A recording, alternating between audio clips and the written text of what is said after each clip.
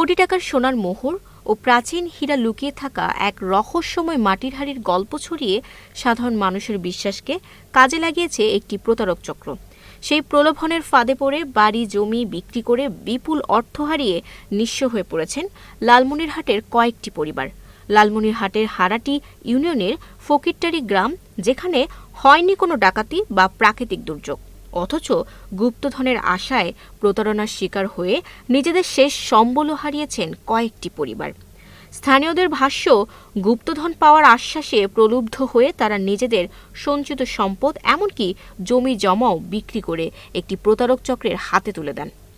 খোঁজ নিয়ে জানা যায়, পরিকল্পিত উপায়ে এই প্রতারণা পরিচালনা করা হয়। প্রথমে গ্রামের সহজ সরল কিংবা ধর্মবিশ্বাসী মানুষদের লক্ষ্যবস্তু বানানো হয়। এরপর সাজানো অলৌকিক ঘটনার মাধ্যমে তাদের আস্থা অর্জনের চেষ্টা করা হয়।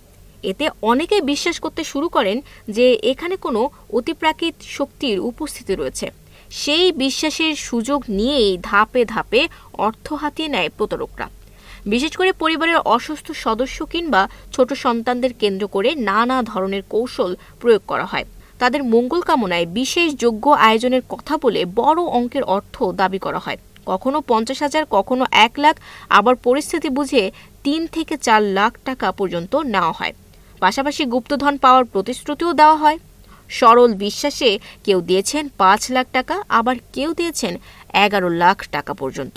কিন্তু অর্থ দেওয়ার পরও মেলেনি রোগমুক্তি, মেলেনি কথিত গুপ্তধনের কোনো হদিস। গ্রামবাসীর অভিযোগ, এসব ঘটনার সঙ্গে ফকিরটারি গ্রামের বাসিন্দা জিপু ওরফে জিল্লুর রহমান নামে এক কথিত কবিরাজ জড়িত।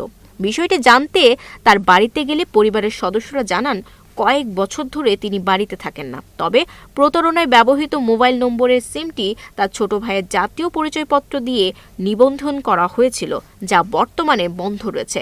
এ ঘটনায় লালমনিরহাট সদর থানায় একটি মামলা দায়ের করা হয়েছে। পুলিশ জানিয়েছে, অভিযোগের বিষয়টি তদন্ত করে আইনগত ব্যবস্থা নেওয়া হবে। লালমনিরহাটের সংবাদদাতা জুবায়ের আহমেদ খান রোহানের তথ্য ও ভিডিও চিত্রে ডেস্ক রিপোর্ট।